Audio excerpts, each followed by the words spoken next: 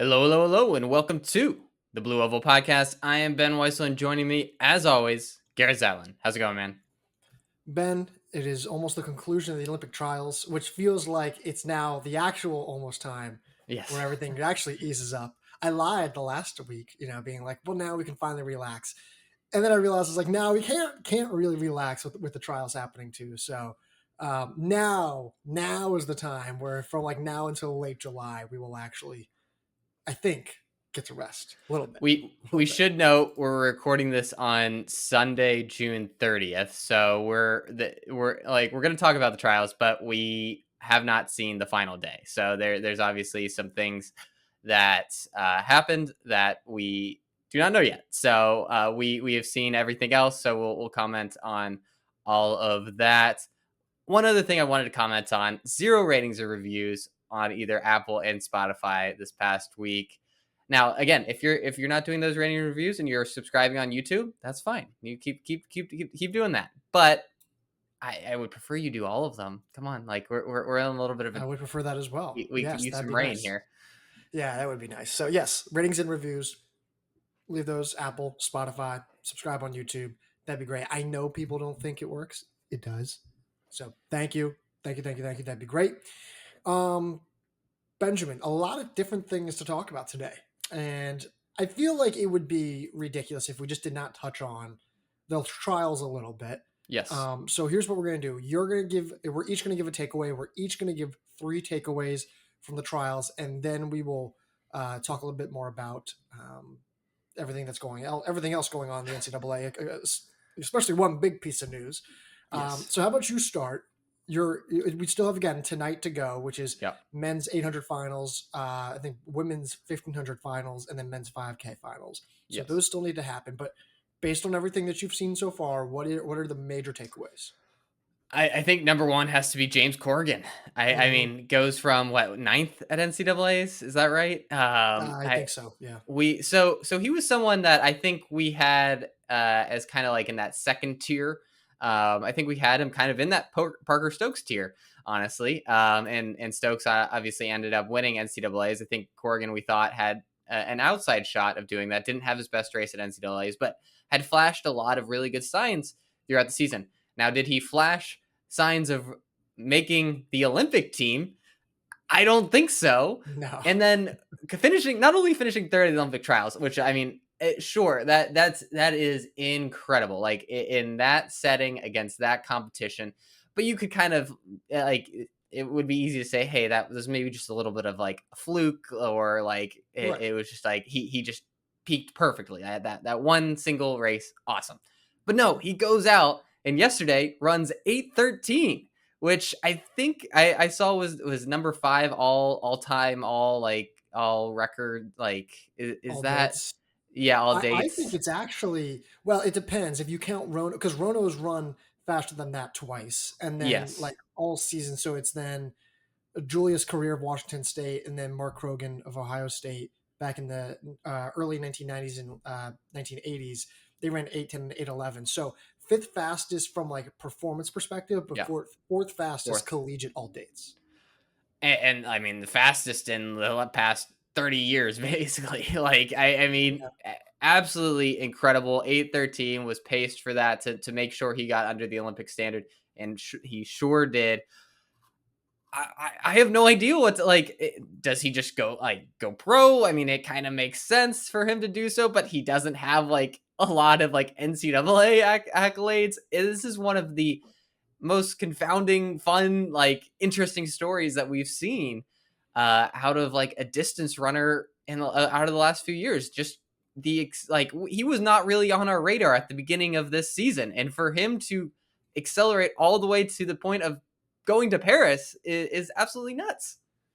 I mean, here's the funniest part. Like Rooks is very clearly a better steeplechaser. Yes. Like you can see, okay, fine, he hasn't run as 8:13 fast, but Right. Rooks is like undeniably a better steeplechaser, Yep.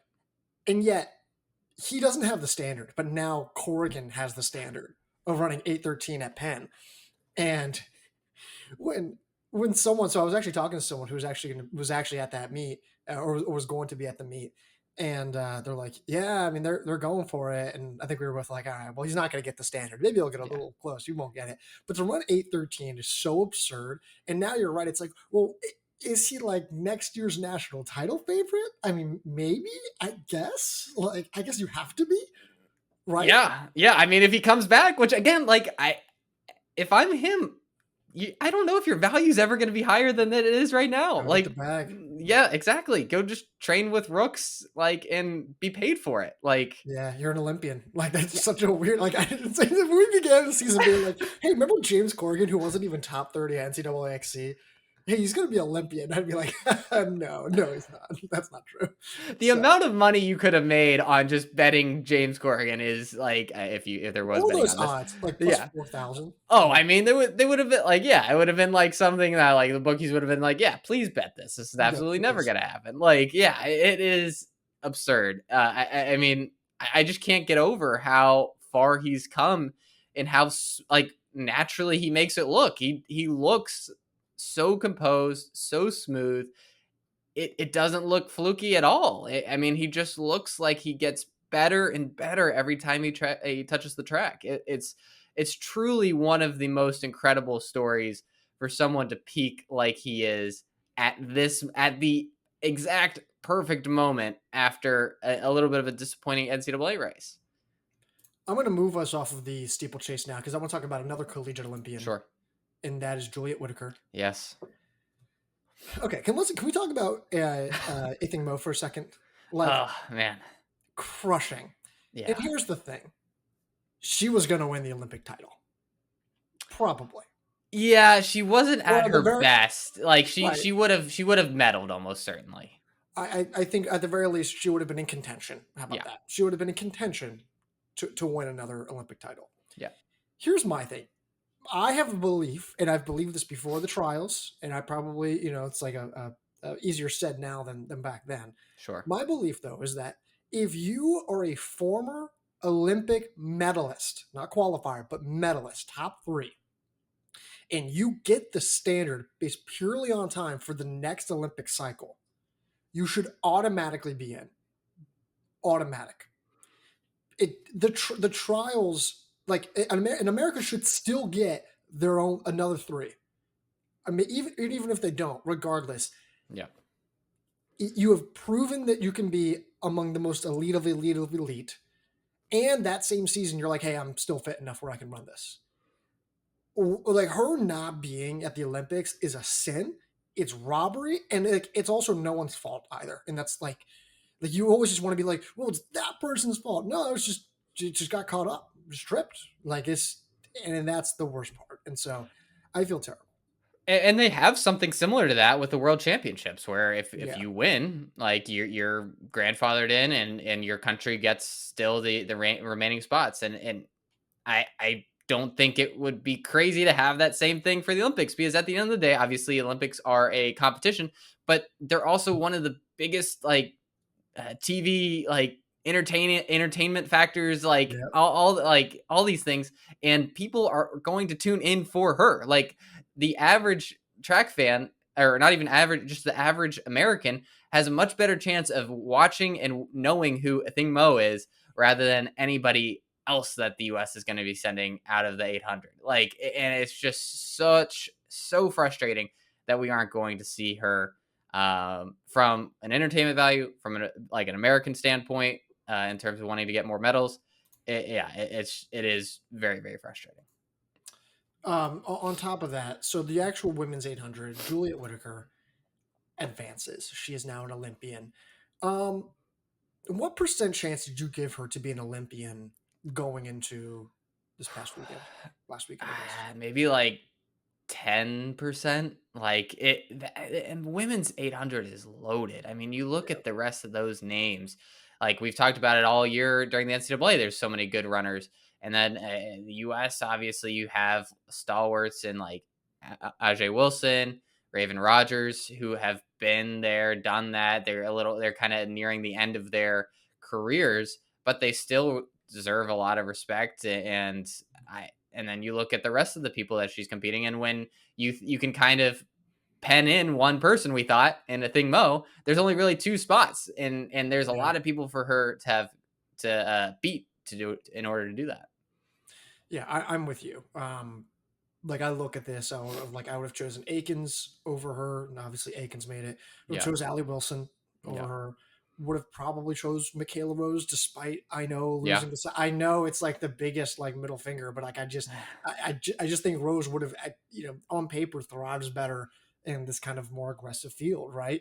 I would have taken Raven Rogers. I would have taken Kate Grayson, of course. I think Mo. So Mhm. it was really hard to like justify. I think I would have been closer to like 10-15% to be like, yeah, Whittaker can make it, but it's like she's a heavy underdog to do so. So um I feel like and like you just look at like Rogers didn't make it, Kate Grace didn't make it, of course Mo didn't make it, Hertog Klecker didn't make it, and Yeah. Rose didn't make it. Like, man, that is a brutal and I think Akins and Wilson are certainly deserving as well, but I think it's definitely fair to say that Whittaker was the underdog going into that for sure. And it never looks like she is like going like that fast, but all of a sudden she just ends up like obviously NCAA ends She's up a in brilliant front. racer. Yeah, she's just so smart. She measures herself perfectly, and I mean to run 158 PR like just at the perfect moment. It really is like you forget how young she is too. Yeah. Like she's been around like as soon as she got to the NCAA, she was a national title contender, and it just feels like she's been around for a while. But she's what, like 20 years old, Yeah. and races like a 27-year-old. It truly is incredible, and for her, I mean, the only thing stopping her from being like world like truly world class is like she just has to get like a second or two fitter. Like Yeah. if she can run, Mhm. if she has the ability to run 157, like she can compete with pretty much anybody in the world. Yeah. If she's like still peaking and she drops another second and she's able to maintain all the same tactics and all the same Yeah. consistency, I can't help but wonder. I'm like, can she make it like not just to the semis, but could she make it out of the semis? I think there's a shot. You have to make a lot of assumptions for that to happen. Yes. Yeah. I mean, yeah, she has to be still on the upswing, which after a long collegiate season, trials, and then still a little while until Paris, you have to be on the upswing, which is going to be extraordinarily hard. But yeah, just an incredible season for her. She has at every point broken our expectations. There, I don't think she's ever had like over the last like 3 or 4 months has not like underwhelmed us in any No, way. It's no. it's truly amazing. Yeah, she's one of the most complete half milers I can remember seeing in the NCAA system. So I'm going to count that as two because I did Mo and Whittaker. Sure. What was your second one?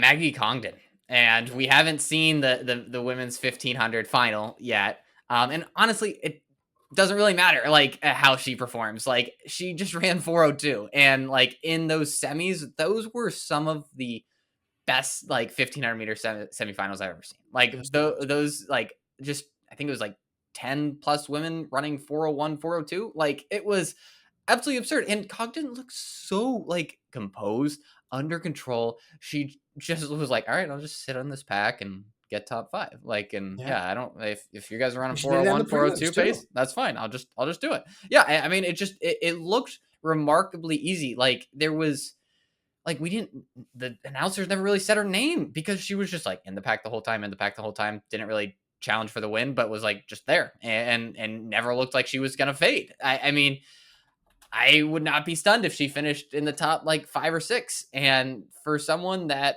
again was not very much on our radar 8 months ago, like it's amazing that you could make a case for her coming into next year as one of the favorites in the NCAA's for And she wasn't 1500. even an All-American.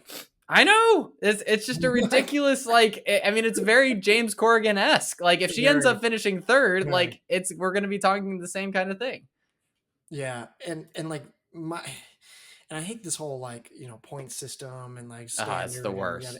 I'm just like, okay, like I think it's good for like I think it's a very fair system, but I think it's like as a fan, it's very hard to be like, well, they might be going. It's not just like you're crowned and going kind of thing.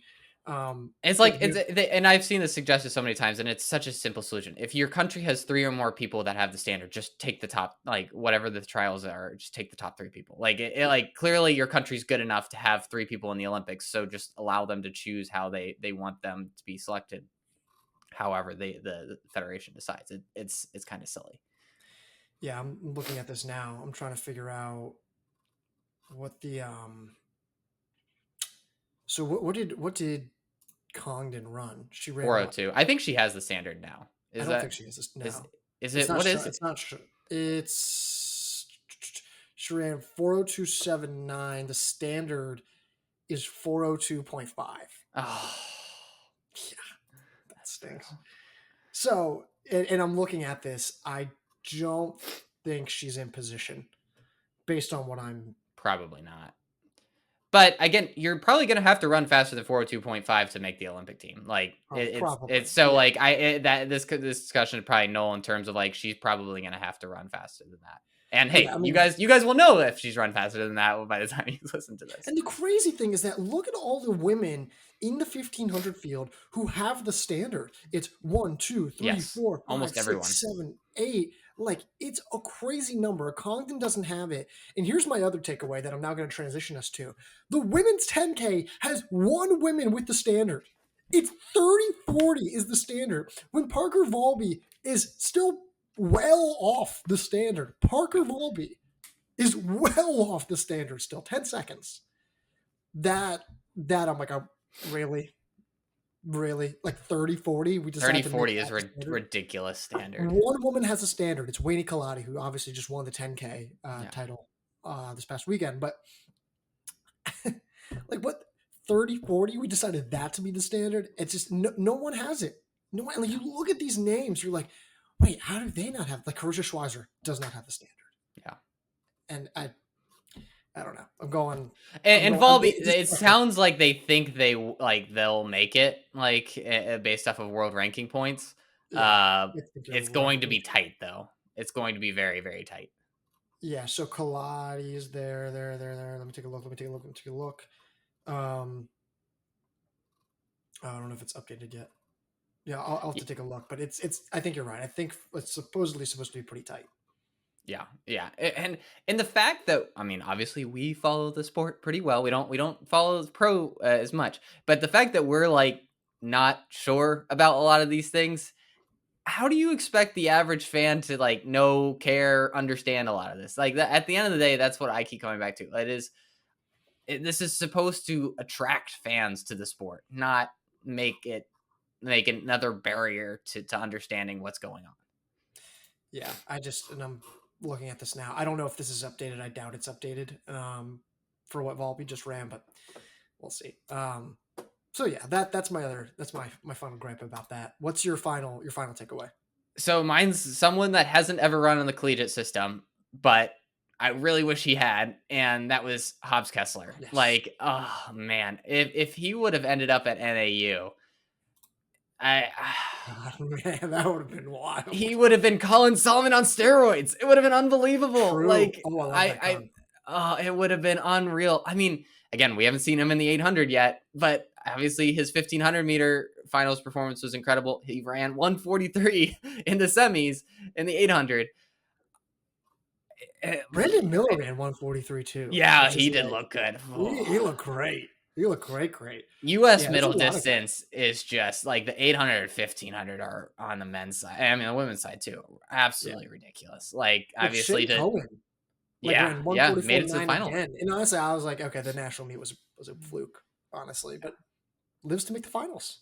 No. I mean, he looks great. I mean, yeah, I think Cohen's going to have a hard time using that strategy in the finals at USA's, but hey, we've kind of been saying that for a while, and he keeps pulling it off. So, that was my final takeaway. Is I think Kessler could have rewritten the record books in so many different things if he stayed in the NCAA's. 143, man, it's so cooking. And looks relaxed. Yeah, and that's the part where I'm just like, can you just like hurt a little bit? Can you just make us feel better? Super easy. You know? Yeah. The pros make it look so easy. All right, I'm moving us off of the Olympic trials Let's talk about something that maybe like slightly pending over the last year. I've heard Yep. like some things being like he's definitely gone, other things being like no, he's going to be resigned, and that is Colorado head coach Mark Wetmore not having his contract renewed by the university. Heather Burrows is also not expected to come back, and neither is assistant coach slash recruiting coordinator Sean Winston. He is not coming back either. So, initial thoughts to the news that his contract was not being renewed. Yeah, I obviously there was the investigation, and there was a lot of suspicion that after that there would be a parting of ways. So just a real And quick, I just want yeah, to go ahead. clarify to the audience what the investigation was. Yes. There was a conclusion at the end of 2023 or some point in Yeah. 2023 where Colorado did an internal investigation about the use of body composition analysis Mhm. within their program, interviewing a ton of current and former athletes, many of whom had said, "Hey, this caused a negative impact." That was the conclusion of the investigation, um, and so that was ultimately what that investigation was. But go ahead, sorry. Yeah, and to that point, very similar to the situation at Oregon, Yeah. that kind of moved that coaching staff out as I don't think they that's what it was. no, well, no, but that was obviously that was going on as Yeah, well. that did happen. Yes. Yes. But yeah, I think that's more performance based. And that gets me kind of my next point is if there was ever a time just from a performance related factor to move on from Wetmore, it was I mean, now like Yeah. this it's just obviously the investigation isn't great, but I do wonder and I'm not saying that things would have been different if the men and women's teams were coming off of podium finishes in cross country. It's kind of the icky like thing in sports that we don't like to talk about where it's like people have a higher threshold for certain things going on if Yep. depending on the level of success that you have. I'm Yep. not saying that's right. I frankly quite disagree with that. I think if you think something's wrong, it shouldn't matter the level of success you're having. But we got to be like the reality is it is for a lot of programs, a lot of coaching staffs, whatever. And Wetmore has not been that guy for the program like he had been in years past. The teams have not succeeded as well. There hasn't been any like huge individuals that are national title favorites or contenders. The program on the men and women's side over the last 2 or 3 years has just not lived up to the Colorado name. And so I think that made it so much easier for them to make this decision. It's yeah. I think it's a natural closing point. It's time for him at that point to kind of move on. I mean, Colorado. I mean, last fall was not good No. at all. It was bad actually. Like the men's team, I think had the worst finish in like the Wetmore era. Yeah. Was it The women's 25th team, or 19th yeah, they were or yeah. 25th. Yeah. Women's team was like the worst since 2012. You saw Carrie Balaga leave. Hannah Miniuti had stepped away from the program for Yep. what she said it is just personal health reasons. Um, Covert obviously left. Hmm. It's not good. I mean, I think really when you kind of look back on it, the just inability to kind of recruit at the same level. Like if you're not going to go international names, and if anything, awesome, you're going to recruit domestically, great, but they weren't doing that, not at a high level. I mean, you just look at the other programs that were just frankly lapping them. UNC, Virginia, Oregon, just NAU. I mean, they were just lapping or Colorado in terms of the recruiting field. And when Addie Wiley says, "Hey, I'm going to go to the NAIA," actually instead of Colorado, I'm like, nah, not a great look, not a great look. So And also the lack of recruiting on the transfer portal. I mean they had some names that were they good. never really got like a home run hitter. You know Yeah, what I Bailey mean? Hertenstein is probably the Yeah. best, and Yep. we could maybe quibble on home run hitter label on her. Maybe like Ella Baron was a good Yeah, hit. she was as I mean she's probably their best success story that they've had over the last couple years. Yeah, the problem I struggle with saying that they did utilize the transfer portal. I just don't know on the men's side if they really Right. used it effectively because they would get some guys. I'm like, these guys are good. They're not great. You know what I mean? Exactly, and that's kind of what I mean by that is they just weren't bringing in the guys or girls that were, for the most part, instant impact makers, and that's what you got to use the portal. Like the portal is like to expect that you can develop people in the 1 or 2 years of eligibility they have usually is a big ask. You got to have people that are ready-made products that are kind of ready to roll right away, and they weren't really getting that. And I think that's kind of the Wetmore ethos is that he can mold you, but you need someone with a lot of eligibility to be able to do that. And they just, like you said, from a recruiting standpoint, weren't getting that high caliber of men and women who he was able to push to start them. So Wetmore's gone. Burrows is gone. Who takes over now? Well, so before we get to that, how desirable do you think this job? Like where is this on the pecking order of NCAA distance jobs? Is this I still think it's pretty high. I don't okay? think it's Oregon high. No. I don't think it's like SEC power high, but I still think it's pretty high. I think Colorado has seen that it can be a staple of the running community, Hmm. and that it can be a point of excellence, like that you can succeed and thrive in Colorado. I think so. I do think that, like, from a distance perspective, all the money there is willing to be put into distance events. I think it's the smart approach to put all the money in distance events. So I think it's a pretty desirable job. I don't think it's like in Oregon, but I do think it's desirable. Yeah, and I tend to agree. Big 12, like you're in a good solid conference. You're going to be competing against some of the best, and most importantly, you're in Boulder. Like Boulder is a Yeah. great place to And live Dion's live there, and train. so Yeah, there you go. And also if you're a coach and you got some pro athletes, they're going to probably be more than happy to be training out in Boulder. It's like the opposite of what happened with Schumacher of moving up to Eugene and leaving Portland, and then Bowerman kind of just disintegrating. Like I think yep. there will be a pretty heavy push for anyone with pro athletes to have them come there, and there will be a lot of willingness. So with that said, like who do you have in mind in I terms asked you of? first. I asked you first. You cannot. That was a good one. You tried, Oh, but I did because I someone that comes to the top of my head, and I don't know if this is a move they would want to make. They just made a move. Is Selinsky, and obviously just went from Florida, went to Oregon. Now could have a bigger role at a very significant program. I think there would be a lot of gravitas with him in this job. I think he could attract a lot of people. I think it would make sense for him. Maybe he's just happy in Eugene, and that's probably the biggest holdup for this. But I think that makes a lot of sense for both parties.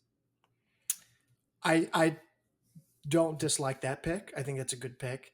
I think a lot of people have said Dathan Ritzenheim, obviously, American star, and I agree. I don't see it. I don't think that's going to happen, and I'll tell you why. Nike has their hand in this. I've talked to a Yeah. coach. I talked to one coach who I trust quite well. They've been pretty on par about a lot of things, and they told me, they're like, yeah, hey, listen, Nike has their hand in this. Like, Colorado is an influential enough school in the running community to the point where, like, they will probably want to say, just like they did with Oregon. I don't know how much of an influence or how much of a say or what that looks like or who's, I don't know what magnitude or to what extent that looks like, but I don't think it's Dathan, because Dathan's with On. I don't think Dathan would want it. Like he's had such good success with Yeah, like, OAC. don't mess Why it up. would you like? I mean, they've become the prominent professional running club in Yep. the U.S. in a couple years. Like I don't see any reason for him to try to mess with that. I think it's Jenny Simpson. So Ooh. Yeah, I like it. I Not a ton of I someone experience, but I like it. someone threw that to me, and I was like, ooh, you know what? Yeah, you want to talk about? I mean, one of, if not the greatest collegiate of all time, one Mhm. of, at the very least, the very very least, um, well-known name, icon, Nike Pro. Obviously the coaching background is not, I think, obviously the collegiately not very plentiful. Yes. But you want to talk about superstar name, Colorado alum, one of the greatest collegiates to ever Mhm. do it, American star, former Nike back. I mean, it kind of checks all the boxes. I think it would be awesome to have another woman in there and be like, hey, Yeah. look, like, in a sport, in an era where, you just come off of, an investigation where, a lot of, women's former athletes were coming forward and saying, hey, like we had some really negative experiences, to then bring in, a powerful, accomplished female perspective in there to kind of lead your program, who still has a little bit of an understanding of what that ethos is in Colorado. Someone suggested that to me, and I was like, love that pick if they can get past the lack of coaching experience.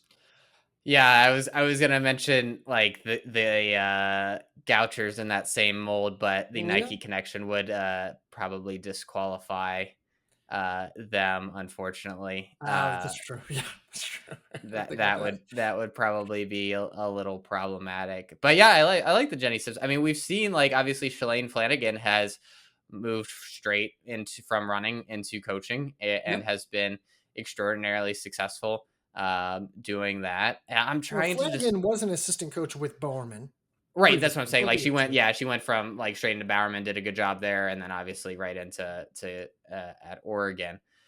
I'm trying to go through just some programs right now, and there I think doesn't. Diljeet would take it. I was thinking about that. I don't. She passed up the Stanford job, Yeah, and that's what makes me hesitant to say, like, well, will she take Colorado? I don't know. I mean, everything's going so well for her at BYU. yeah. Who is it? Coach Gibby is at Harvard. At Harvard, that was a name I saw flittered around as well from one of the I coaches I was I talking I to. kind of like that. Very Yep. different program from Harvard to Colorado, but you look at the success he's had, and his stock is probably about as high as it's ever going to be. Um, Coming off of two superstars on both the men and women's side. I think that like there isn't like a ton of like up and comer like up and coming coaches that I think are ready at this point for this magnitude of job. Would you agree with that, or is that kind of an Yeah, I think overgeneralization? that's pretty fair. Yeah, and I'm trying to figure out like who those other coaches would be. Like Um, so many of the bigger programs have like these older like established coaches that like aren't like Vin Lanana's not moving, Dave Smith's no, not moving, no, Mike Smith's not moving, no. like Milton Berg's not moving. Mike Smith's probably not moving. Yeah, The I thing don't is, think like, so. is that we're about to go into a massive change of the Right. NCAA landscape. Yeah. He's at a major, and listen, would NAU probably take care of them? Yeah, but Yeah.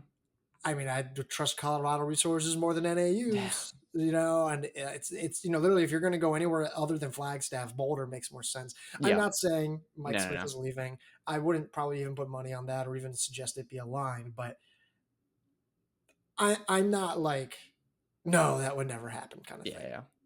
Yeah, that's I mean, fair point. I just don't see a ton of natural fits. Like as I'm just kind of running through the names here. Yeah. Yeah, I don't. I don't know who would really qualify to take that. I'm struggling as well. Yeah, I think my yeah, the more I think about it, I think Gibby is the one guy that's kind of already like him and Solinsky that are already in the NCAA system that I like the most. I truly don't see anybody else that's had that level of success at a high enough level to be ready for the Colorado. Because I mean, again, it's a great job. We've established that. This is going to be one of the harder jobs to step into. Like the amount of expectations that's you're the Yeah. guy or girl How about this? When you say following it's a Wetmore. desirable job, when we say it's a desirable job, there's one thing from a desirable job to, do you want the job? Rice, right. Right? There's a difference there. Is this a job that people now want? How about Or how do I uh, is am I phrasing that? Because I think no people want the job, but it's, do you want the job in this scenario? and do you want it enough that you're leaving an already good position to go? And that leads me to my last suggestion. This would Okay. be moving them out of the Pacific Northwest. They've been there forever. does Colorado just make an all-in effort and say the Powells just come to Boulder? And I thought about that. I don't. I think the Pals were just like, nah. We run Washington. We're going to the Big Ten. Like they're in the Big Ten. That's Yeah, the thing that I think yeah, matters. yeah, You go to the Big Ten. They've already had massive success. They've proven that. Frankly, yeah, the cross country success isn't there, but like, who cares when you've won the last 5 mile/1500 meter yeah. titles? I don't doubt. I will say this. There's been one coach. So the one coach I talked about this. I only talked to one coach about this, but they said of all the coaches that we've spoken about, the coaches that they said that they would take a look at, they would say, hey, review this. Mike Smith, Dilgy, Gibby, and the one we haven't mentioned yet is Pete Watson, who yes just got to Boston College, and he's more of a middle distance guy, at least Yeah. proven. But would you rather have Colorado or Boston College? Oh, well, I mean, I think if he was offered the job, I think he would take it in a second. I think Like yeah, I I think don't he's I don't think that's the question. I think the question is it a fit from Colorado's perspective? I think that's yeah. the question, right? Yeah, I think that's fair. I think it's just because of the middle, but also like he he's done a lot with like a little. You know what I mean? Oh yeah, no, he's maximized everything that you want. I another name. I mean, Coach Hayes isn't. I don't think from Wake Forest isn't gonna make a move at this point in his career. Do you think? I mean, he seems to be pretty. I mean, He's his jumped around from some really great programs. I mean, I think he was previously at Texas. Texas, yeah. Yeah, I don't think that's a terrible. I don't think that's a terrible look. I mean, if I'm Colorado, I'm taking. I think if he's willing, he's probably pretty high on my list. What he's done at Wake Forest over the last few years is The he's recruiting's built been that. great. Yeah, it's been I outstanding. like Hayes a lot. I just don't. The only reason I'm a little is like this might just be his final stop, like at Wake Forest. Like It might he be. has jumped around a little bit. He's not like up and coming from that perspective. I don't know if Colorado wants someone that could potentially stay there for 15 years or something. Um, They probably do. Yeah. which is the only thing only like I like Hayes demerit though. there. That's a But I good. think he's a great fit. Like he would be Yeah. perfect for them over the next 5 years to really stabilize and get them back kind of at the podium positions there. Yeah, I like that a lot. I do like that a lot. Okay, I'm moving us off of this. We can talk about this all day. Yeah, we can talk about. This is such a fascinating job. The other job that is now open, Adam Tribble of California Baptist leaves to go to Georgia, and I had one of our writers being like, "So does this mean that Georgia's going to be like an international power?" And I was like, "No, no, that's not what that means." Sorry, buddy. Yeah, no, sorry. Tribble is a former Georgia alum. He ran for Georgia. Um, they don't put money into the distance events. They just don't.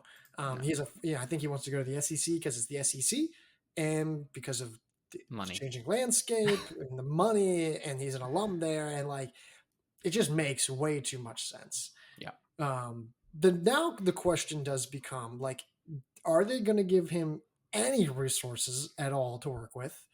And then B, what happens at California Baptist now? I think we're gonna see a lot of people hit the portal, and yeah, I'm curious. I mean, Karen Skate jumps to mind in terms of a top potential name that could be on the portal. Well, she Uh, was a senior in the steeple this in past the year. steeple, but she should. I mean, she has unlimited indoor eligibility, and Yeah. should have cross like at least He was one 1 year season across, according to across. Yeah, Tifers. yeah, Yeah. yeah. Would be an interesting name out there. Obviously, yeah. Despite the lack of steeple eligibility, I wonder if we'll see kind of like from Georgia not to the extent that like Alabama and Florida have done it, but like here's you go get one guy or one woman who just like can score for us at the indoor and outdoor national meet, and then you can have them on cross, like they can be your kind of tent pole for your cross country team. You're gonna have to scrape by on walk-ons or very like little elsewhere to build the rest of the team, but you at least can have that one tent pole star. Yeah, we'll see. I mean, here's the thing. Like, let's just call it how it is. Georgia, this is now their 4th different distance coach in 4 years. Not great. Now, the It is first not. move, now is because they had changed directors, and that Right. was, back in 2019 or 2020, whatever it was. 4 different distance coaches in 4 years is concerning.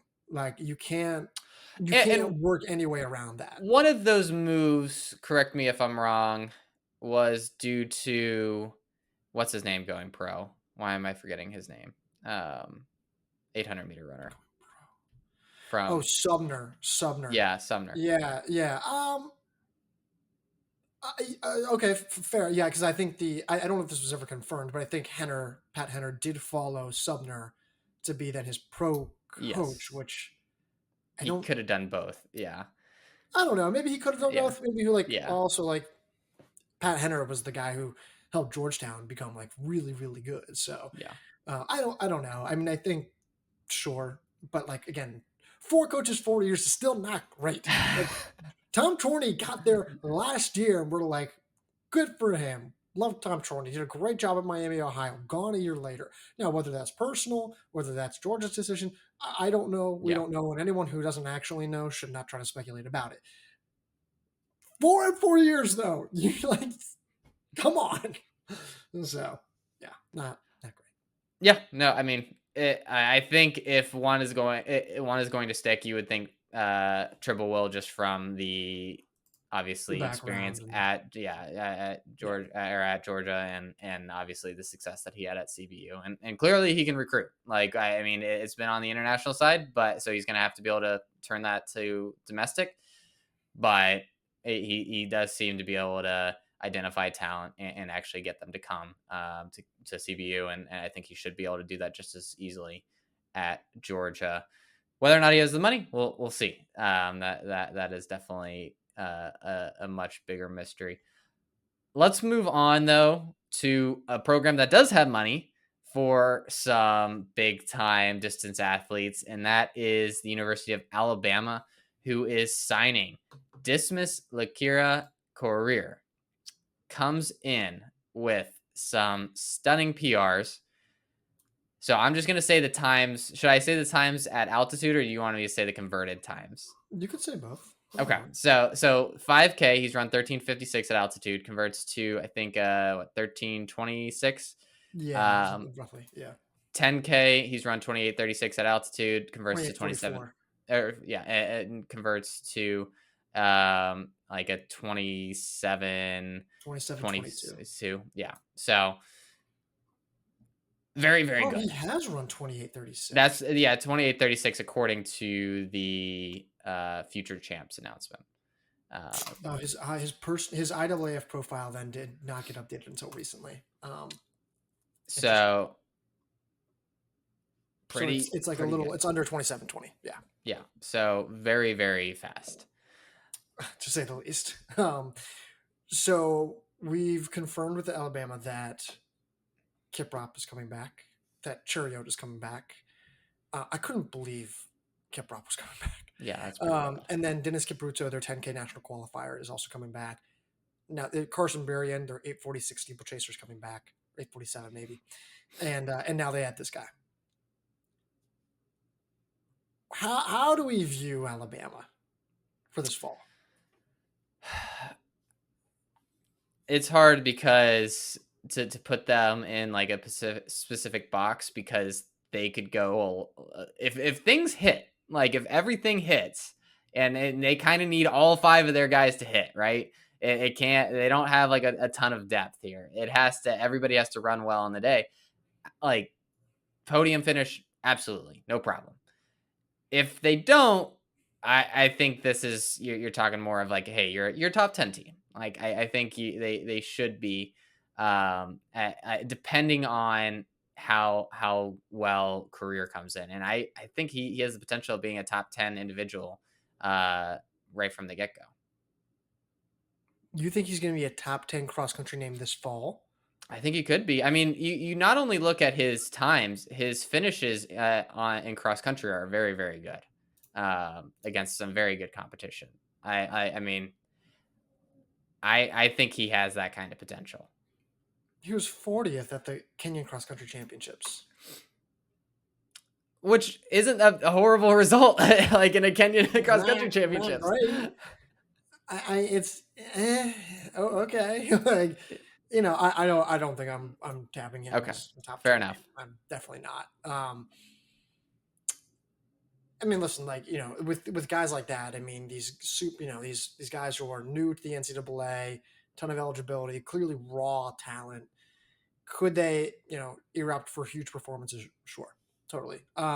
Here's my thing with Alabama. I agree. Like, if everything hits perfectly, podium team. If it doesn't, you're out of the top 20. And that's the thing that with Alabama that we've seen is like they've probably had some of the best raw talent in the NCAA Sure. for the past few years, but coming together on the national stage has been a consistent challenge. Mm-hmm. It's just in the postseason in general. I mean, they won the SEC title a couple years back, which was great. 2 years back, I want to say.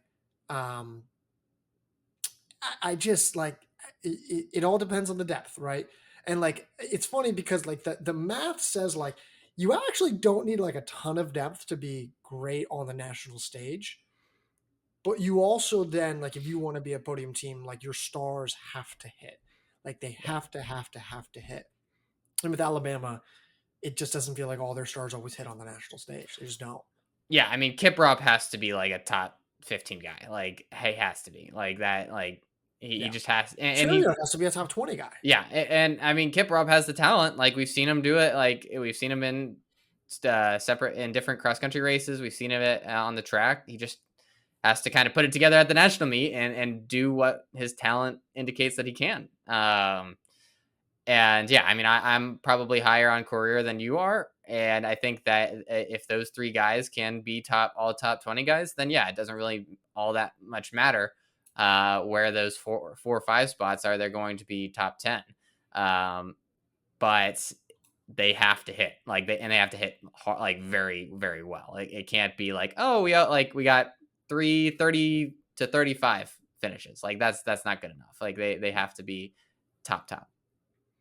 So we don't have these two names on our list here, but I do want to talk to you about them. Sure. Because we just haven't mentioned them yet. Pamela Kosgei, Yeah. Going to New Mexico. Mm-hmm. She's the sister of Bridget Kosgei, the multi-national champion at major marathons, and the Olympic silver medalist in Tokyo, I believe. So that's her sister, and she's run, 28:20s or 9:20s, excuse me, 9:20s. In the steeplechase, she's been run 31:40 for 10K on the roads. She's also been a stud on the grass too overseas. I mean, Volby's gone. Now you have Hilda left, and you have Doris Lemongol left. I can't believe I'm saying this, but like, could Kosgei be a national title contender?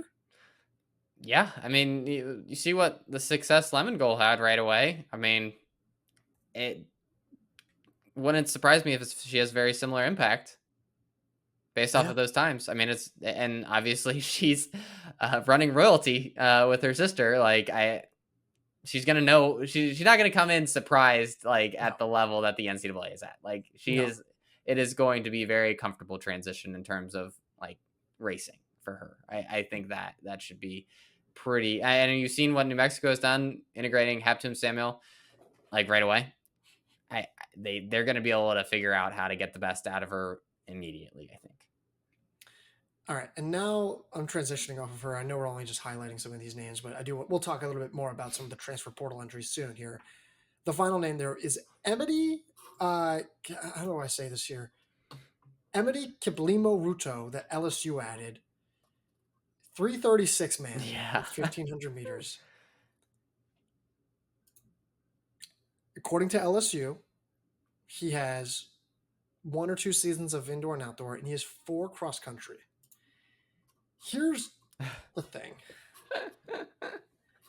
The guy is anywhere from 27 to 28 years old right now.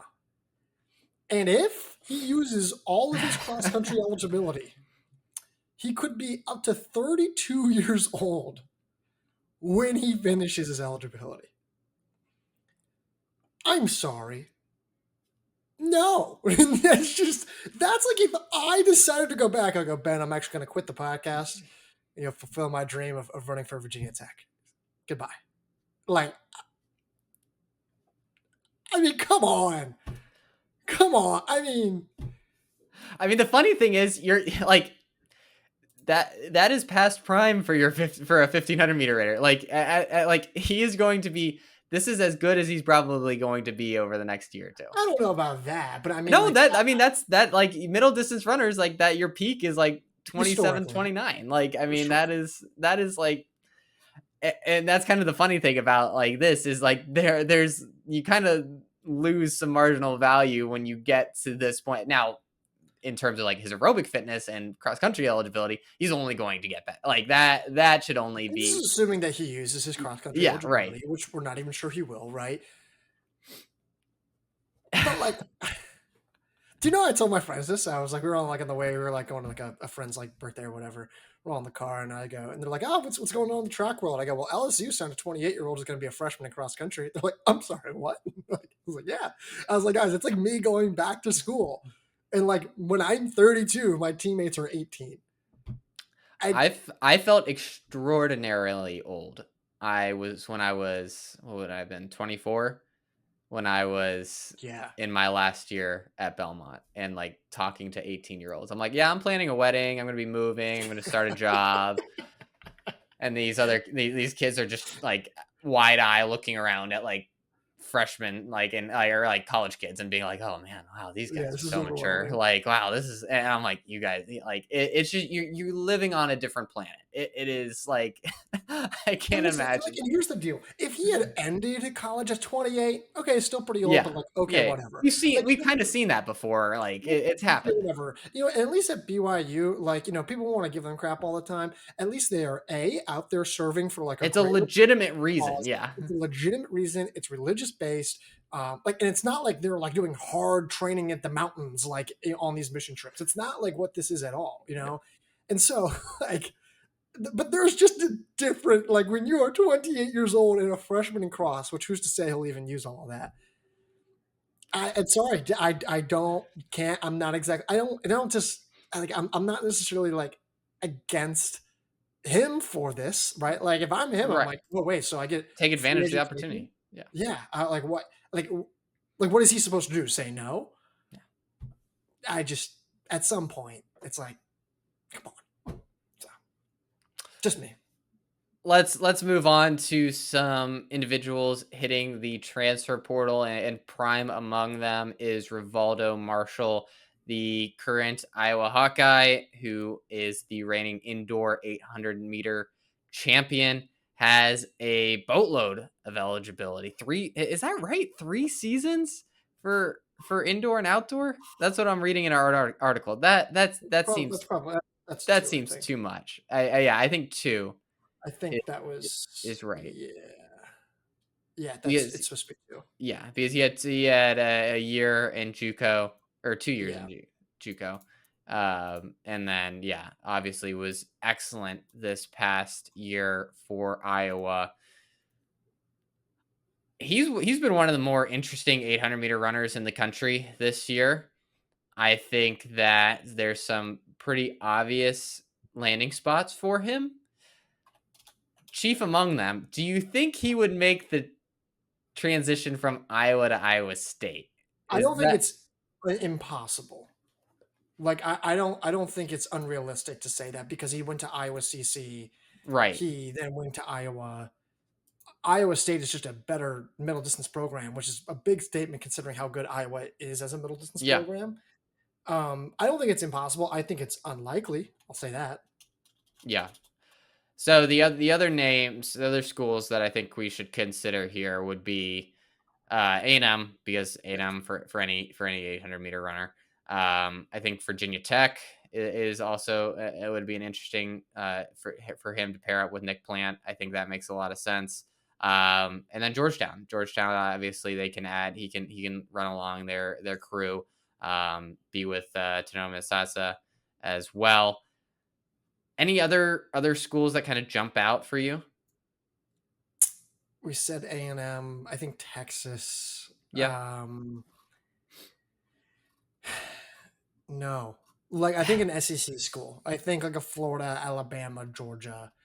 Um, I just think A&M's just the. I think he's the perfect fit for A&M. Yeah. Iowa State makes sense, sure, but yeah, I don't. I think A&M would probably be the call. I I would, think. yeah. Go Go ahead. ahead. Go ahead. I think it's A&M or Iowa State. I think like if it's anybody else, I would be pretty stunned. I don't know. I'd be stunned. I mean, I think in this day and age, it's like, well, just how much money are you going to give me, kind of thing. Right. You know what I mean? But yeah, I mean it's like this is what those programs save money for an 800-meter champion to come available. Right, right. I mean, although that doesn't exactly come out all the time, but like Right. if I'm Texas A&M and like if Whitmarsh is returning and he just signed an NIL deal, so you would think Yeah. that he is returning.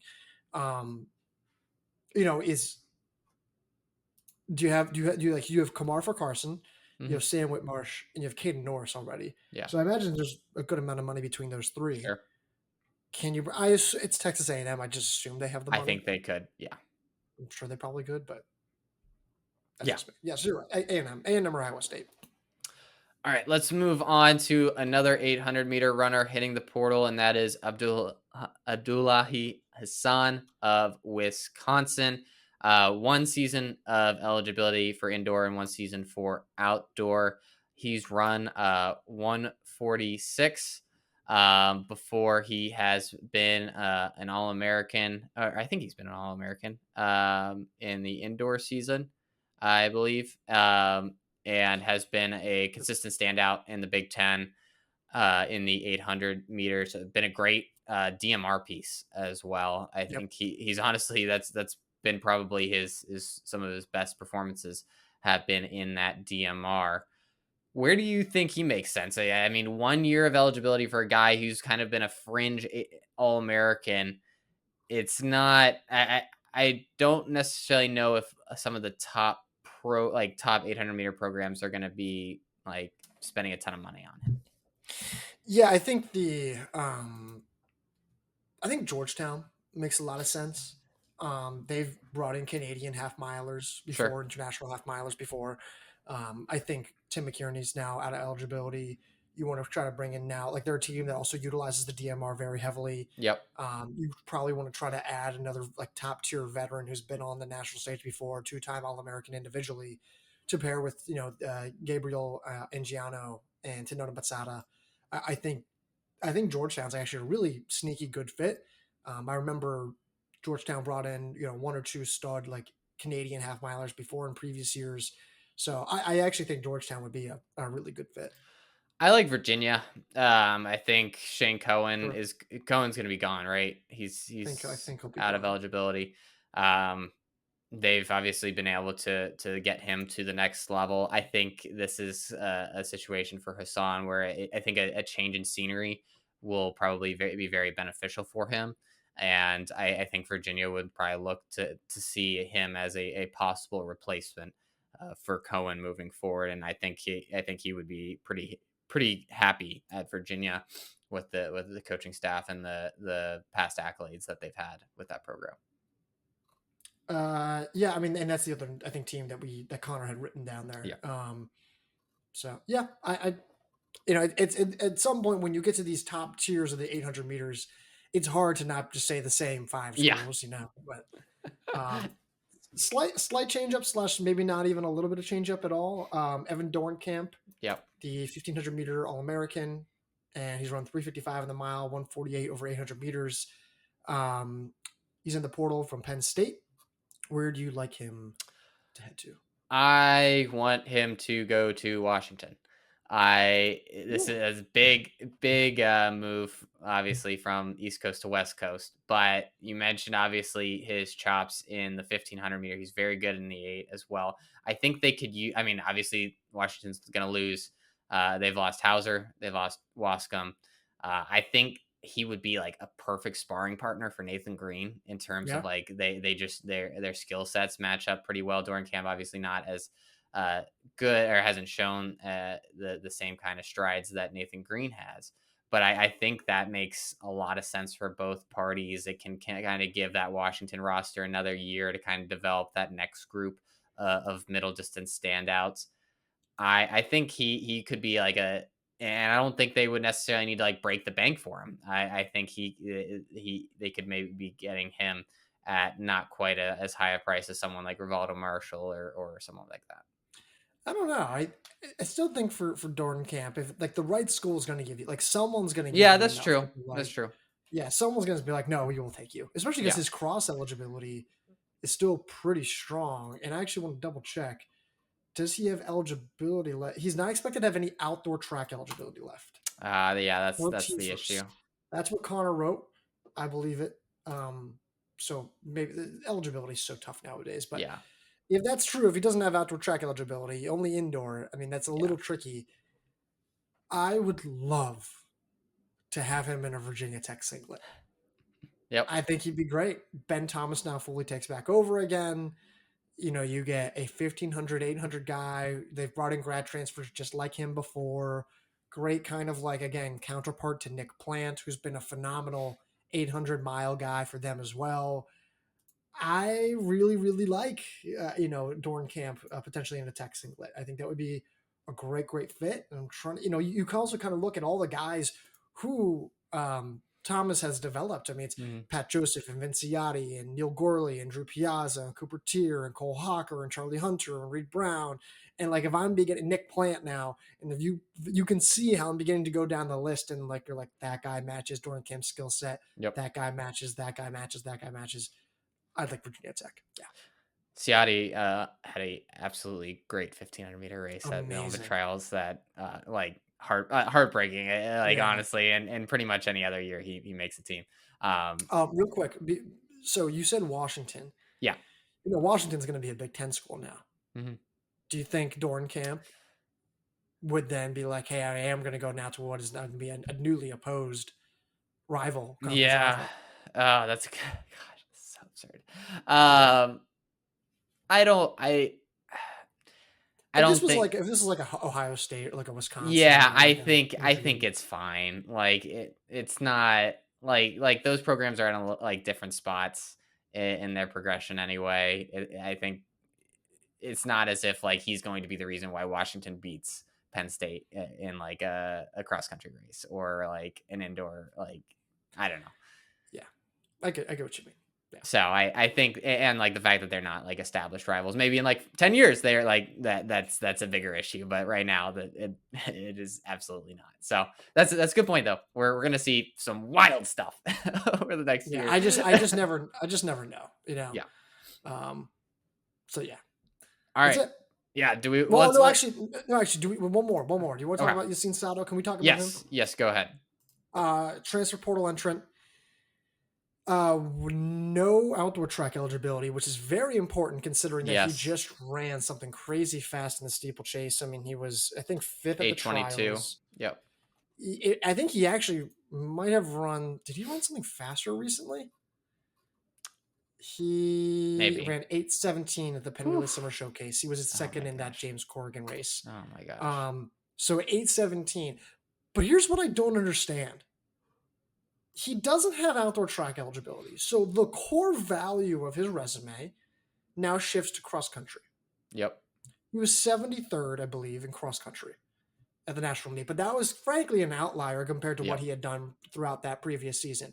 He's improved a lot since then on the track. 355 miler, 1331 5K was great on the indoor oval, and of course really began to spring open in the spring.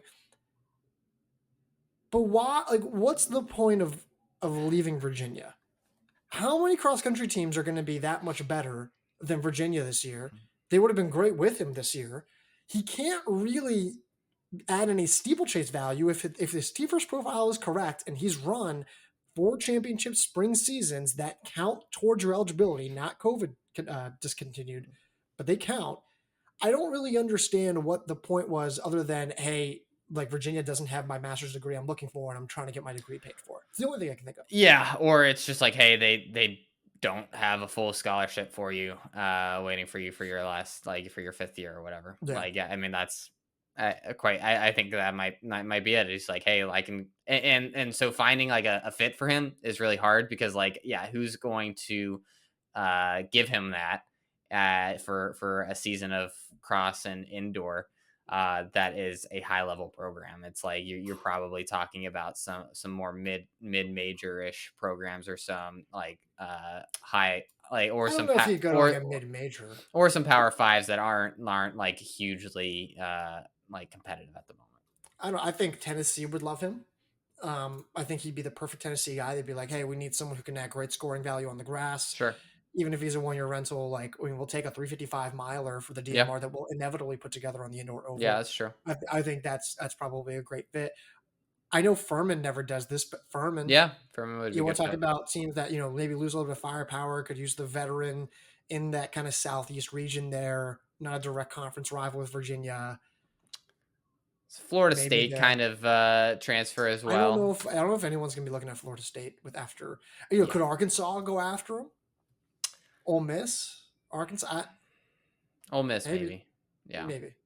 Yeah. He's going to be a very, very interesting name to see where he ends up, because I mean, clearly he's kind of taken a huge step forward in terms of his fitness, where that 73rd doesn't feel quite as fluky despite the cross country results that preceded it. Yeah. Because he certainly has taken a step forward in fitness.